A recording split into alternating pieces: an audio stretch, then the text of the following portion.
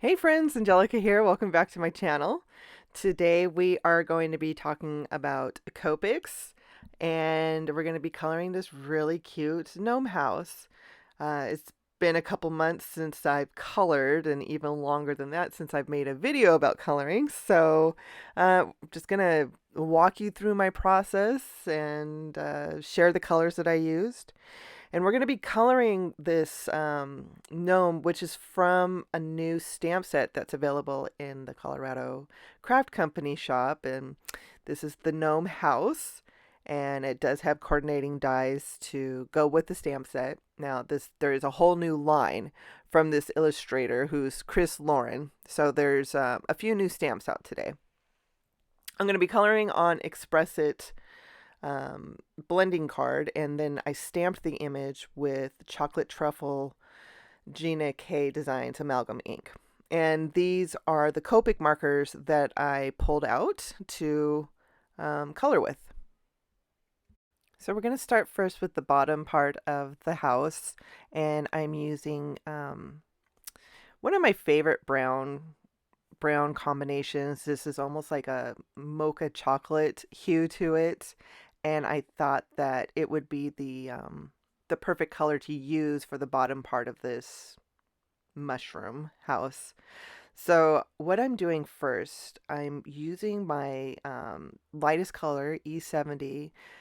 I'm mapping out where I want the darkest areas to be, and I'm also getting the paper wet. So it's going to be easier to blend the darker colors into the lighter colors. So I started with the E70 and just mapped out where I want all the dark areas to be. And now I'm going back with E77. And with the E70, I was using the marker on the marker nib on its side. Uh, the marker nibs are really juicy with ink, and there's a lot of real estate that you can use with the nib depending on how wet you want your paper to be or how much ink you want down on the paper. Like I use more of the top of the tip of the nib when I'm using darker colors because I'm just going to be using the dark color just a little bit. And then the more lighter I get into my markers, the more I start coloring at an angle so I can use more of my nib and really get the alcohol inks mixing together in this blending card paper that I'm coloring on. I want my light source to look like it's coming from the left side, my left side of the panel. So I am making sure I'm getting the heavier colors on the right side, which is why I use the E77 on the edge. Now I have E79, which is a really dark brown, and I really am just using the very top tip of this marker, which is why I'm hiding how I'm coloring with my hand because I have to use just the very tip of the nib because I just want very delicate dark lines indicating that there's shadows on the right side of the door frame and the window frames, just giving a little bit of depth to the image.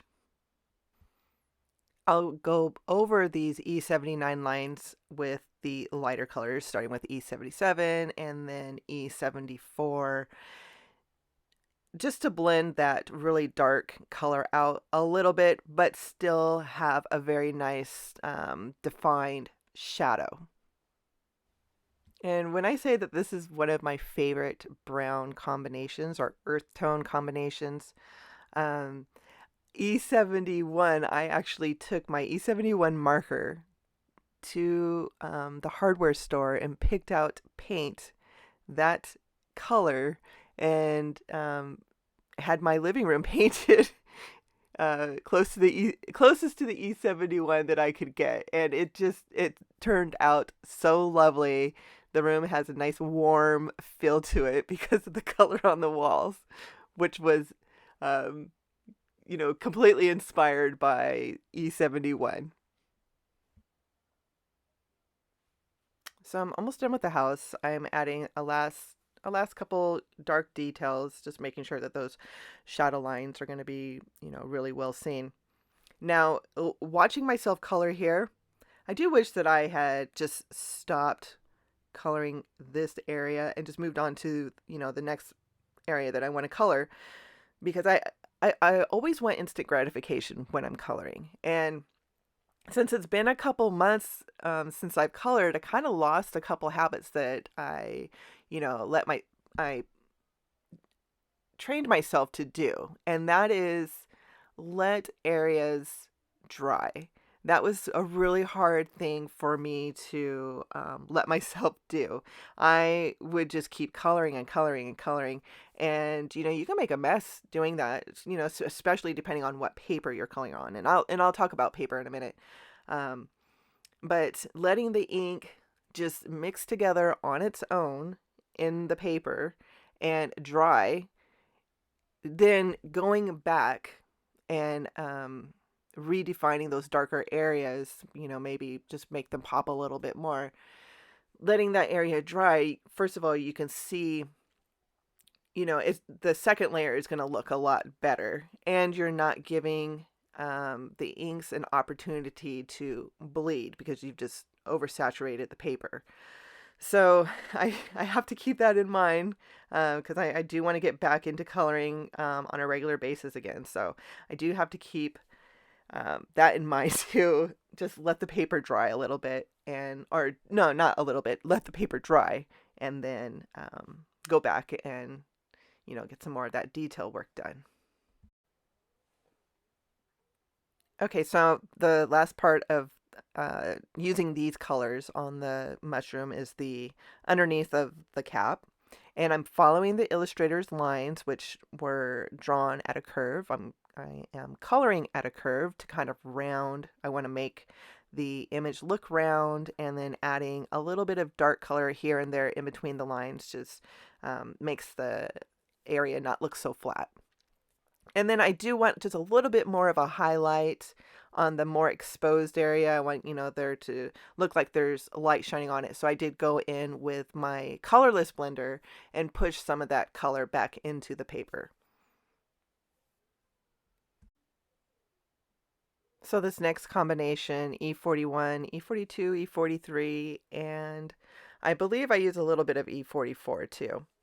I love using this combination. I tend to This is going to be usually my first pick if I'm coloring hair, because I can get really nice brunettes out of these tones. Also, really nice kind of a dirty blonde look too. The E41 and E42 are great colors for highlights.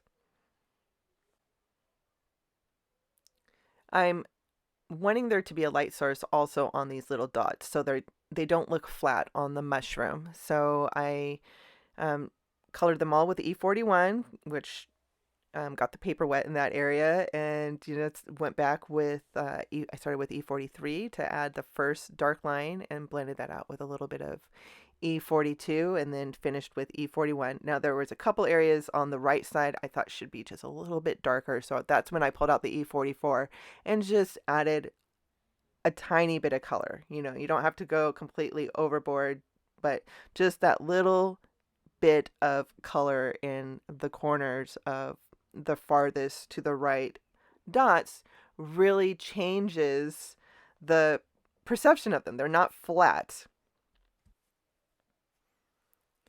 Moving on to the windows, I have pulled out B91 and B93. I absolutely love these colors. They're very beautiful, like a blue-gray tone.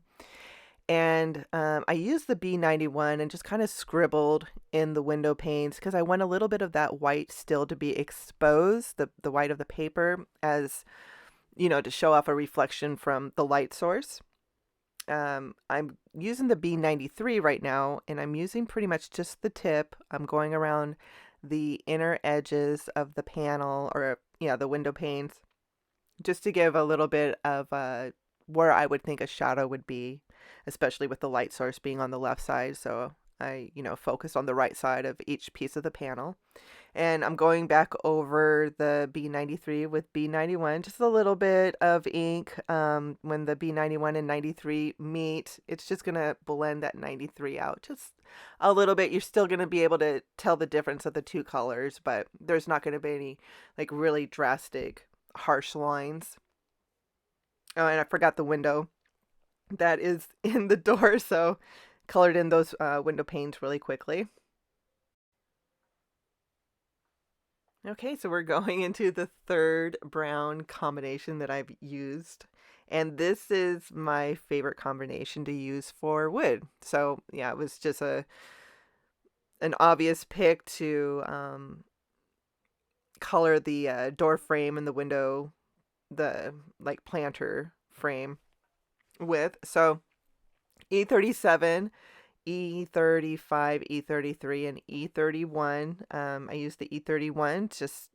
I just colored in all the wood, and got that paper wet. And again, working from darkest back to lightest, keeping the light source on the left side, and just focusing on if this was in front of me. When I'm coloring an image, I always am focusing in my head, what would this look like if it was in front of me?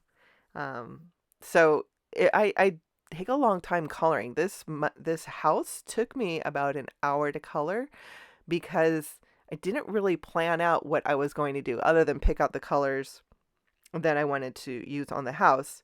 Didn't really know how I was going to color until I started coloring. So there are times, I edited it out, but there are times where I just sat back and just really looked at the image and just made myself think, how would the shadows be sitting on this house if it was right in front of me, with the light source on the left. So um, I definitely am a thinker when I'm coloring or watercoloring. I don't plan out my coloring or my cards or my projects. Really, when I sit down to start working, I stamp the image and I just go from there. I know some people like to do sketches. I I cannot create like that. I just have to sit down and just start moving, and it just comes together for me. I just had a little visitor stop in while I'm doing my recording. So Vera is here. What do you think about this little house? That's cool. Yeah? I like it, Mom. Mm-hmm. Are you gonna color like that? Hi. You're saying hi to our friends? Yeah. Yeah, okay. Wait, so they have a kid? Oh, I'm sure they have plenty of kids. I'm sure there's lots of kids and their families. Yeah, like my friend Neenah. Yeah, like your friend. Okay, well, I'm gonna get back to recording, so do you want to say goodbye? Goodbye. You're silly. Okay, bye. Vera is going to be so happy to hear that in the finished video. She is definitely my crafty sidekick when I'm working. Okay, so getting back to the house, I am doing that top window frame. I did bring in a darker color. I think I used E47. And I really wanted the inside of the window and then the right side of the outside of the window frame to be super dark because, I want it to look like no light could get to it pretty much. So that's why I brought in the E47. And just using my light color to, oh yeah, to add the wood panel inside the window frame. So moving on to the flower planters, I am going to color them and the hinges yellow, but I don't want a bright yellow. I want a very like muted grayish yellow. And this is my favorite yellow combination to use. I always start with V93. Putting down the V93 first and then coloring over it with the yellow colors it's just a great way to add shadows to your yellows. So start with a V93 and then I used YR23 to deepen up that violet color and then blending it all out with Y23. To color the plants, I just used two greens. I used a very dark green G29 to add the first layer of color. And I colored with dots. I didn't do anything really at all because this coloring area is so small. And then I used YG05 for my really bright green to lighten everything up. Moving on to the reds, this is the red combination that I use the most, R59, R29, R35, and R32. And R59 is one of the darkest reds that is in the Copic collection. It can be pretty intimidating to work with because it is such a dark color. And I was really nervous to work with it when I first got the color, but I have found that for me, it blends out best using R29. R29 is just a very beautiful, bright red lipstick color. It's very neutral on the color wheel. I don't find it to be on the warmer side of reds or on the cooler side of reds. It's just right down the middle, bright, beautiful red. And it's a great way to introduce light source to the really dark R59. Also, when I'm coloring with red ink, I usually